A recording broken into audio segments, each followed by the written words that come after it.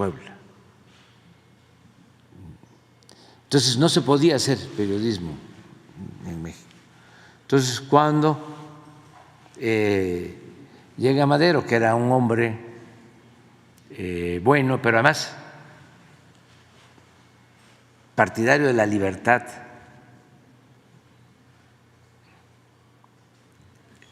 se desatan en contra de él, obedeciendo los intereses de la oligarquía de entonces. De ahí viene aquella frase también que fue famosa, pero que le costó la vida y el tormento a Gustavo Madero, al hermano de Francisco y Madero, porque llegó a decir, cuando estaba la campaña en contra de su hermano, de que la prensa, los medios, los periodistas, le mordían la mano a quien les quitó el bozal. Y esa nunca se la perdonaron. Por eso lo detiene Huerta y en la Ciudadela lo martirizan. Es una de las cosas más horrorosas de la represión política en México.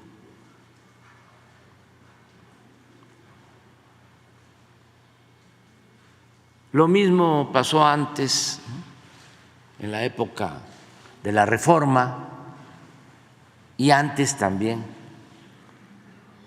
en la época de la Independencia. Imagínense lo que decían de Juárez o lo que decían de Hidalgo, demagogo,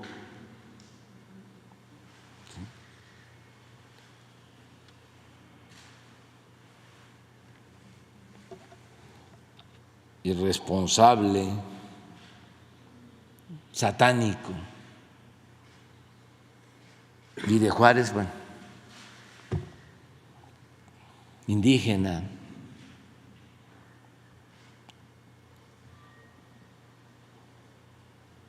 Cuando iban las mujeres fifís de la época al baño, decían: voy al Juárez.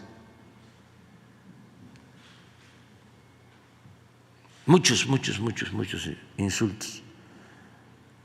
Ahora no se ha llegado a tanto, pero sí, no se había insultado como ahora a ningún presidente. Revisen la historia. A Carranza no lo insultaron así, ni a Elías Calles, a Plutarco Elías Calles, no, don Adolfo de la Huerta tampoco, Obregón no, al general Cárdenas tampoco, a él más, un poco más. Pero eso fue antes, sí, pero me refiero al periodo posrevolucionario, Ávila Camacho, Miguel Alemán, a don Adolfo Ruiz Cortines, López Mateos tampoco, ni a Díaz Ordaz. Sí, cuando el 68 ni siquiera se publicó lo de la matanza. Echeverría tampoco, López Portillo, Miguel de la Madrid, Salinas, no, pues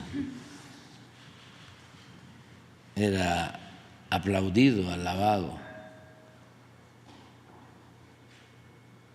Salinas cooptó a muchos escritores intelectuales que se volvieron periodistas, como Aguilar Camín y otros.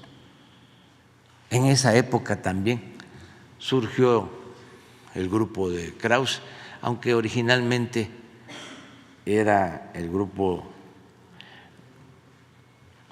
de Octavio Paz. pero con Salinas los cooptó a casi todos. Zedillo igual, Fox siguió con lo mismo, Calderón lo mismo, Peña igual. Y es hasta ahora que con nosotros se están ensañando. Pero así es esto, ¿no? O sea, es importante que se entienda que si hay estos ataques y toda esta campaña, ¿no?, de mentiras, tiene que ver con la transformación, con el cambio. Entonces vamos a ver, nada más lo de la semana. Hay, ahora que estábamos viendo, hay uno de López Dóriga que me dio mucha risa, pero porque ya es la desesperación, ¿no? O sea, la falsificación completa. Bueno, en general no hay recato, no hay ética. Cada vez enseñan más el cobre, pero por encima de todo la libertad. Que todo mundo se manifieste, se exprese y que ojalá y vayan aprendiendo a autolimitarse, porque les conviene a ellos, porque si son pura rabia, puro coraje, pues se exhiben y pierden, y hay que autolimitarnos. Puede uno tener diferencias, claro, si eso es la democracia, es debate, es polémica, es ejercer la libertad a plenitud, la libertad que no se implora, se conquista. Y se debe de garantizar el derecho a disentir, y tiene que haber crítica, tiene que haber oposición, no debe de haber pensamiento único, pero todo tiene ciertos límites y eso los establece uno mismo, no tienen por qué establecerlos otros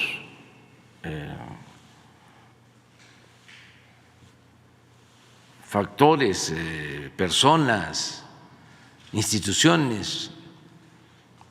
No hay que regularlo. Antes se decía, la prensa se controla con la prensa.